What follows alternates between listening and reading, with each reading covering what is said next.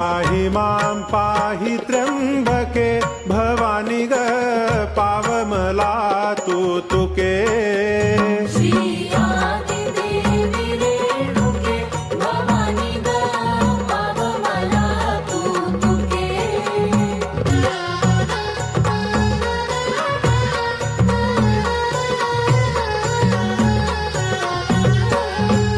परधन परदारावरी ध्यास सायासे me money धरी परधन परदारावरी ध्यास सायासे मी मनी धरी वैभवा भोगी परोपरी विषयमय वृत्ति बाह्य अंतरी